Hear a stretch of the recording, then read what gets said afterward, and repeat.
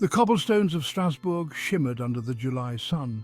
The air was thick with the scent of blooming flowers and the distant hum of daily life. The town square, usually a place of commerce and chatter, seemed to hold its breath in the oppressive heat. It was 1518, a time of simmering heat and growing unease. The townspeople went about their routines, unaware of the strange events that were about to unfold. The summer had been particularly harsh, and the relentless sun had everyone on edge. Then Frau Troffea stepped into the square. Her face was drawn, her eyes distant. She moved with a purpose that seemed both deliberate and detached, as if driven by an unseen force. The townspeople paused, their curiosity piqued by her unusual demeanor.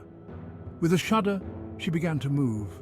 Her limbs twitched and jerked as if she were a marionette controlled by invisible strings.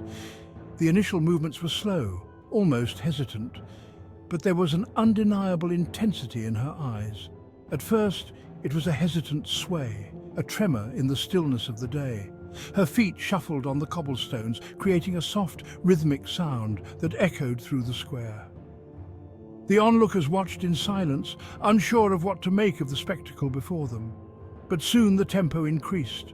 Her steps became frantic, her body contorting in a dance both grotesque and strangely compelling.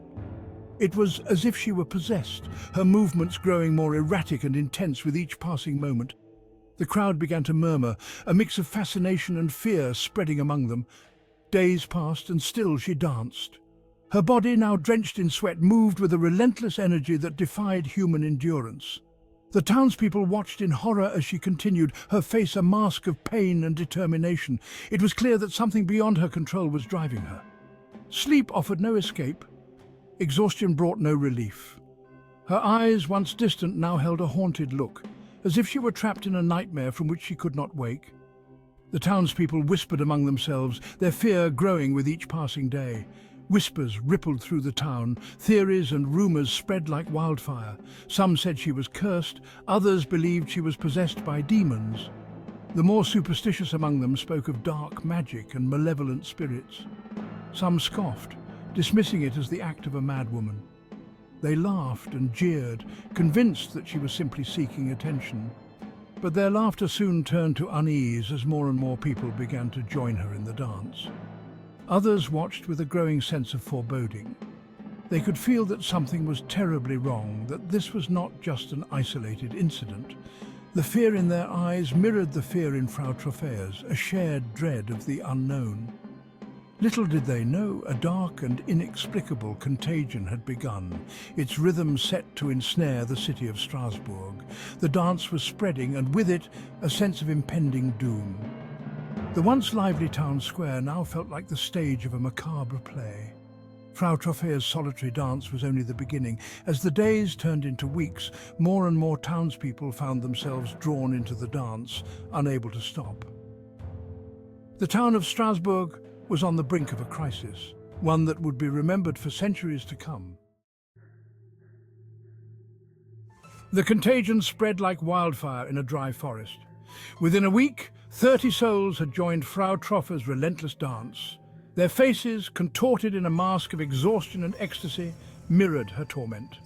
The once orderly square transformed into a scene of chaotic movement. The relentless beat of shoeless feet against cobblestones echoed through the narrow streets. Day and night the dancing continued, a macabre spectacle that drew onlookers and participants alike. Fear gave way to fascination, then succumbed to the irresistible allure of the dance. Shopkeepers abandoned their stalls, mothers their children.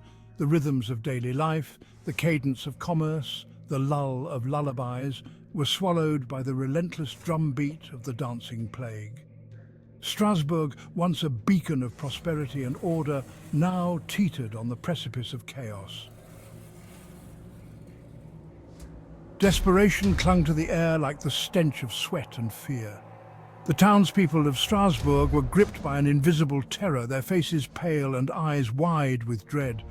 The once bustling town square now echoed with the murmurs of fear and confusion. City officials, their faces etched with worry, convened in hushed tones. They gathered in dimly lit chambers, their voices barely above whispers as they debated the inexplicable phenomenon that had taken hold of their city. The weight of their responsibility pressed heavily upon their shoulders.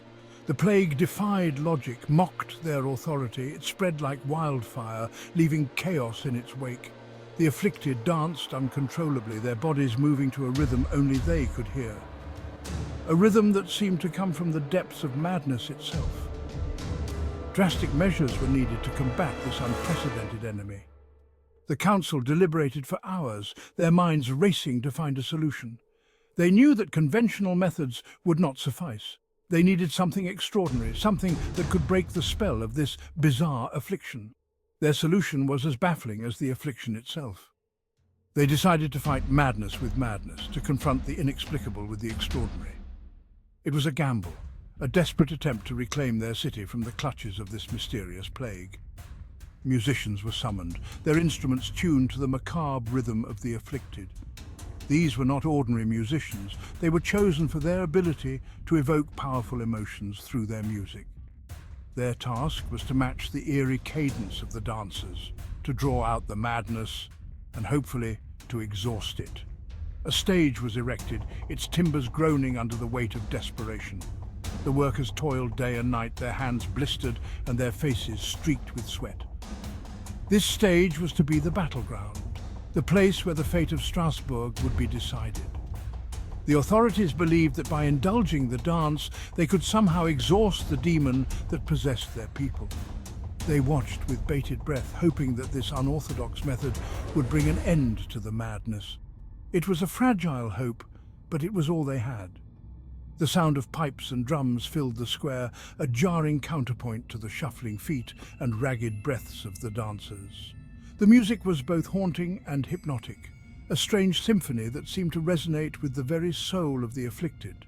The dancers moved in a trance, their bodies contorted in unnatural ways. The authorities watched, their hope a fragile flame flickering in the wind. They knew that this was their last chance, that if this failed, there would be no saving their city.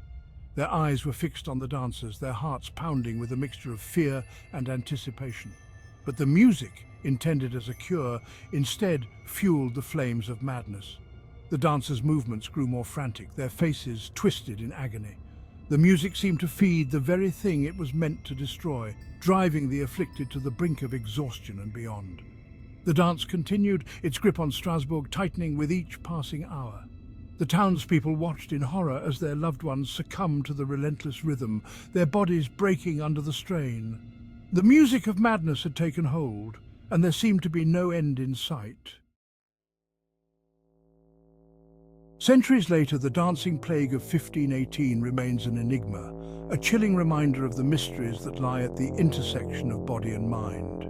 Theories abound, each attempting to shed light on the darkness that descended upon Strasbourg. Some point to mass hysteria, a contagious frenzy that gripped the city, feeding on fear and desperation. Others whisper of ergot poisoning, a fungal infection of rye grain, known to cause hallucinations and convulsions.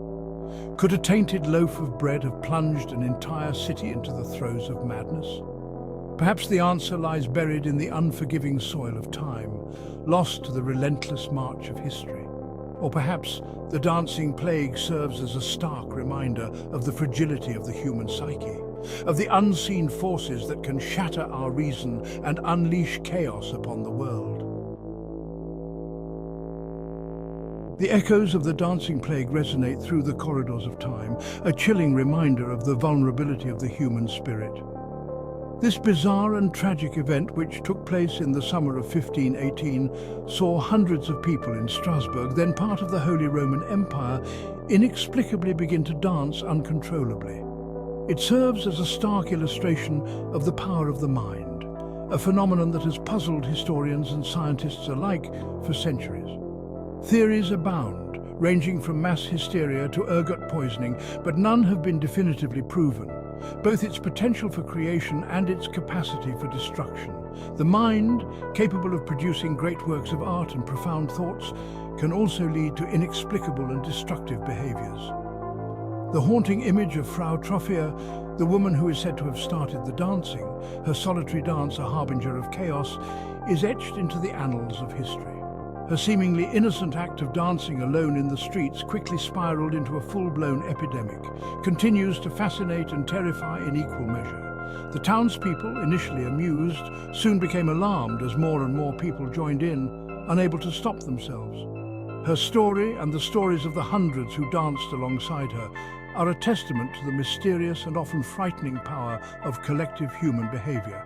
Serve as a cautionary tale. They remind us of the thin line between normalcy and chaos and how quickly the familiar can become strange and terrifying. The dancing plague of 1518 may remain an enigma, but its legacy lingers.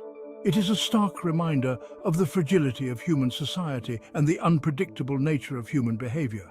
It compels us to confront the mysteries of our own minds, to question what we know about ourselves and our capacity for both rational thought and irrational behavior. The delicate balance between reason and madness. This balance is something we all navigate daily, often without even realizing it. It reminds us that even in the bright light of day, darkness can emerge, lurking just beneath the surface of our consciousness, twisting the familiar into something strange and terrifying. The dancing plague is a stark reminder that our minds can turn against us, transforming our reality into a nightmare. And sometimes the most unsettling horrors are not those visited upon us by monsters, but those that arise from within our own minds, but those that erupt from within. The dancing plague serves as a powerful reminder of the potential for chaos that lies within us all, and the importance of understanding and safeguarding our mental well-being. Join us as we shed light on the shadows of history, unearthing the strange and unsettling truths that lie beneath the surface. Subscribe for weekly explorations of the macabre and discover the hidden horrors that have shaped our world. Until we meet again, keep your curiosity alive.